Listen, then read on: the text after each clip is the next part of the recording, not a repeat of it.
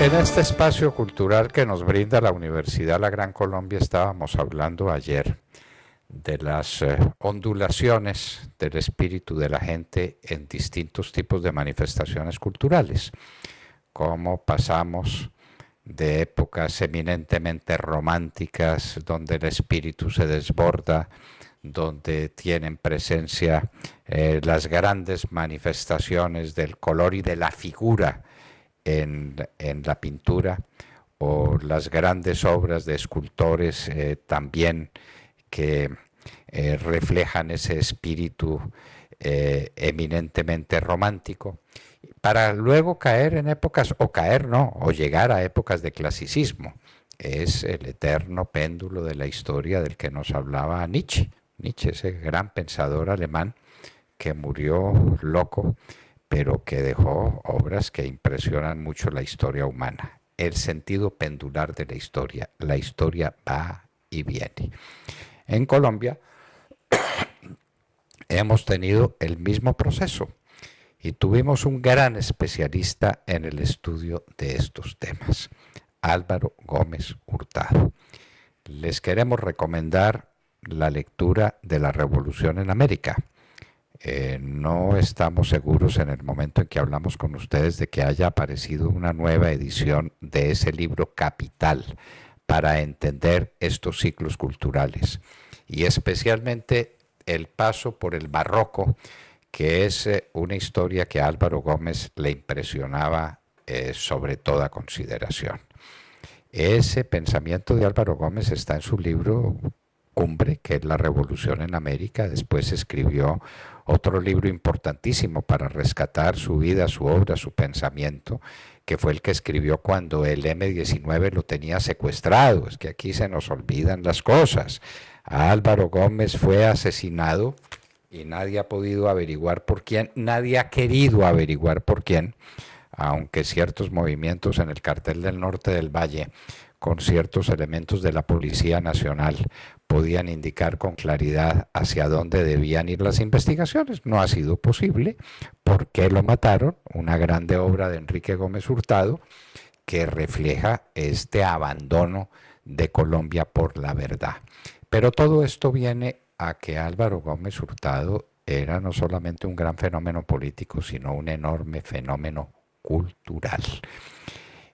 Y un especialista en el barroco, una de las manifestaciones culturales más importantes que tuvo Colombia en el siglo XIX, en medio de los azares de unas guerras permanentes, las guerras civiles, que tenían un trasfondo religioso, y un trasfondo religioso que se expresaba en estas batallas interminables.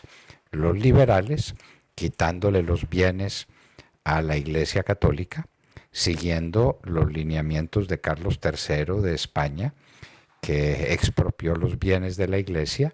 Aquí también se expropiaron los bienes de la Iglesia en lo que se llamó la desamortización de bienes de manos muertas, que algunos llamaban de uñas vivas.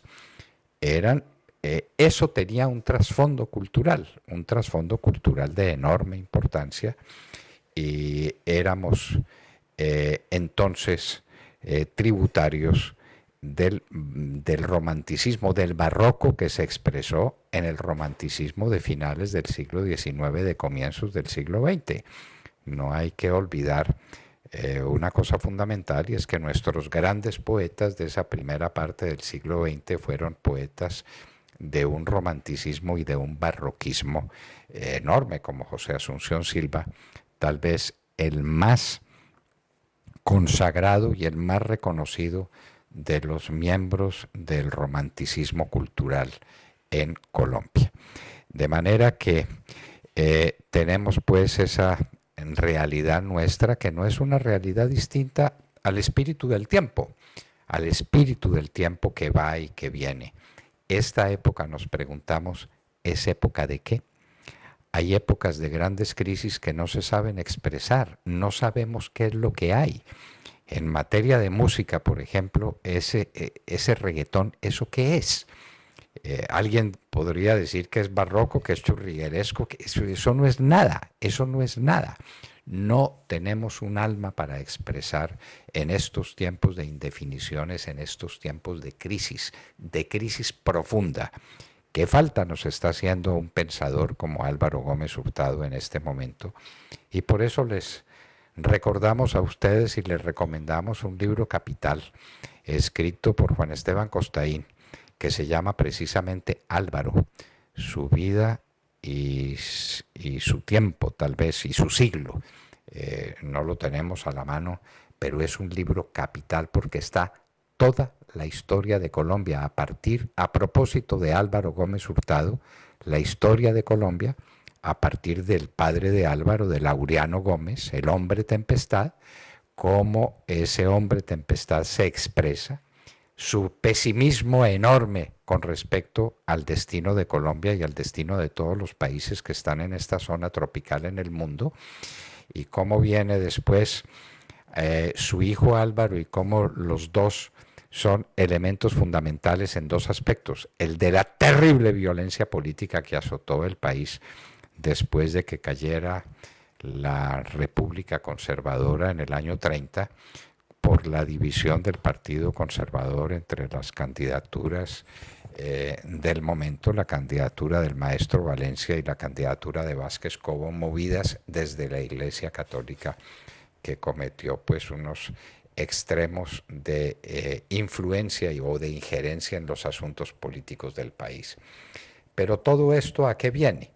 Todo esto viene a ver por qué Colombia se expresaba como se expresaba, pero en medio de tantas dificultades y de tantas tribulaciones, con unas manifestaciones artísticas absolutamente fantásticas, especialmente en el campo de la pintura, pero también en muchos otros campos, obras literarias significativas, importantes, que vienen de la mano de esa explosión de lo que se ha llamado el realismo mágico con Gabriel García Márquez, las obras del Gaviero, que son obras muy importantes, las obras de Mutis, obras muy importantes, y las obras, tal vez La Tejedora de Corona, una de las obras capitales de la novela colombiana que no ha sido suficientemente aplaudida, tal vez sí por la crítica, quizás no por los lectores del común.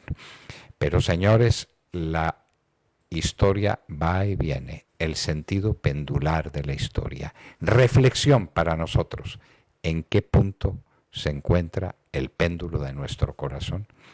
¿Vamos hacia una época de romanticismo? ¿Vamos a una época clasicismo? ¿O estamos en una época de negación de todo, como Nietzsche lo planteaba y como lo planteó Spengler cuando escribió su obra inmortal La decadencia de Occidente? La historia va y viene. La pregunta es: ¿dónde estamos? Pregunta que nos hacemos desde una universidad, desde la Universidad La Gran Colombia, y que es un tema capital en el que todas las universidades debieran participar con ánimo científico, con profundo ánimo investigativo, y no con discursos previamente establecidos, que es la negación de toda forma de expresión científica, literaria, filosófica, de cualquier orden que sea. Son las 8 de la mañana, 36 minutos. Esta es la hora de la verdad.